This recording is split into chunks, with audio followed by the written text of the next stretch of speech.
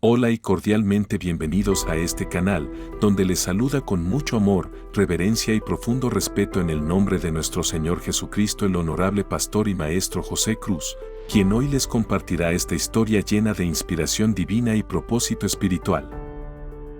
Hoy conoceremos la historia de Juan Hus, así como se pronuncia en español, aunque en su lengua original, el checo, su nombre es Jan Hus, un hombre cuya vida marcó profundamente el rumbo espiritual de Europa.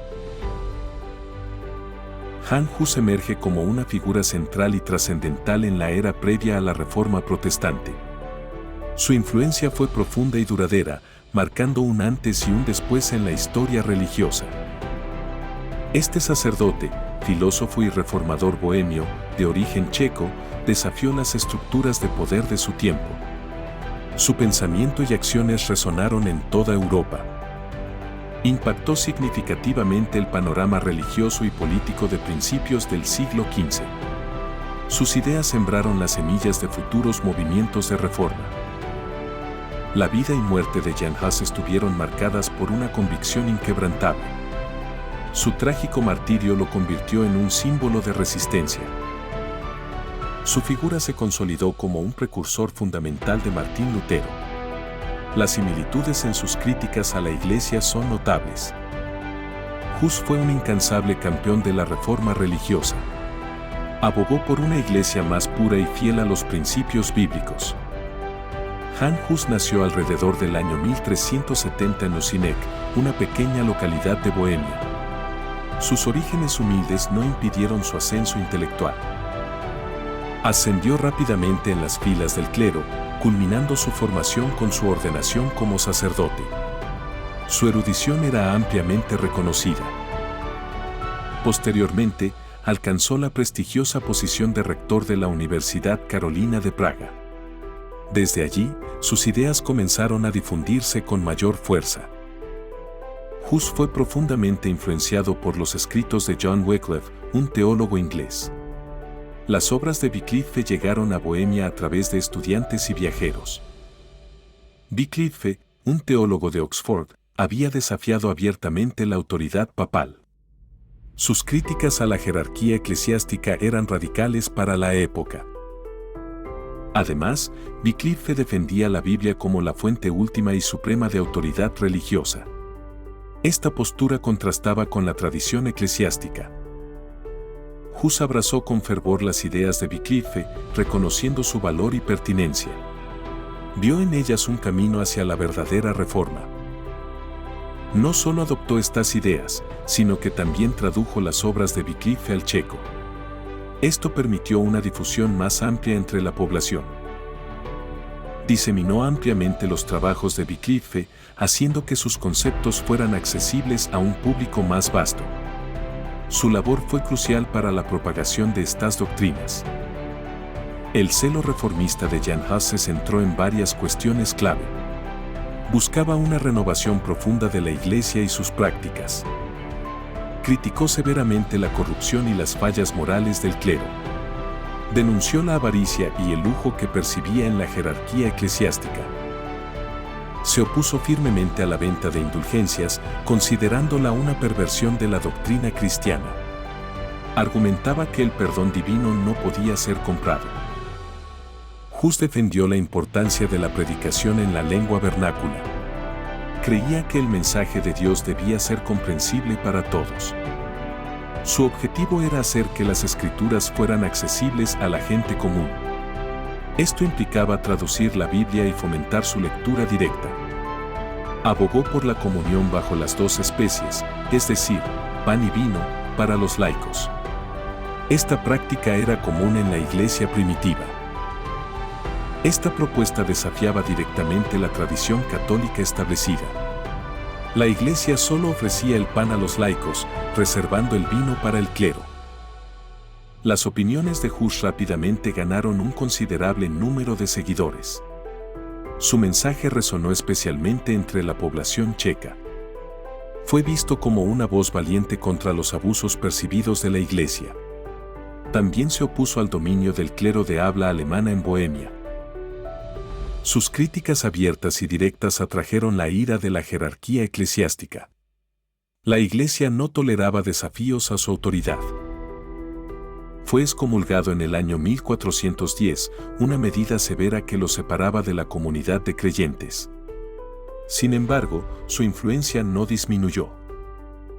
A pesar de la excomunión, Hus continuó predicando y escribiendo. La presión para que se retractara de sus enseñanzas se intensificó. Hus fue convocado al Concilio de Constanza en 1414, un importante concilio ecuménico. Se le prometió un salvoconducto para garantizar su seguridad. A pesar de la promesa de salvoconducto, fue arrestado poco después de su llegada. Esta traición generó indignación entre sus seguidores. Fue juzgado por herejía ante el concilio, enfrentando acusaciones graves. Se le exigió que se retractara de sus creencias. Hus se negó rotundamente a retractarse de sus convicciones. Mantuvo la firmeza de sus principios hasta el final. Fue quemado en la hoguera el 6 de julio de 1415 en Constanza. Su muerte se convirtió en un símbolo de la persecución religiosa. La muerte de Jan Hus no silenció sus ideas, sino que encendió la chispa de las guerras husitas. Estas fueron una serie de conflictos devastadores. Estas guerras enfrentaron a sus seguidores, conocidos como husitas, contra el Sacro Imperio Romano Germánico y la Iglesia Católica. La lucha fue brutal y prolongada. Los brutales conflictos, que duraron casi 2 décadas, llevaron a algunas concesiones por parte de la Iglesia. Los husitas lograron ciertos derechos religiosos. El movimiento husita ayudó a allanar el camino para la Reforma Protestante un siglo después. Sus ideas prefiguraron las de Lutero y Calvino.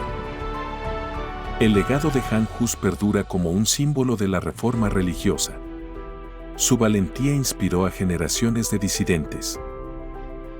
Es también un emblema de coraje intelectual y del poder perdurable de las ideas. Demostró que la verdad podía prevalecer sobre la opresión. Jan Hus sigue siendo un héroe nacional en la República Checa. Su memoria es honrada por su lucha por la libertad de conciencia.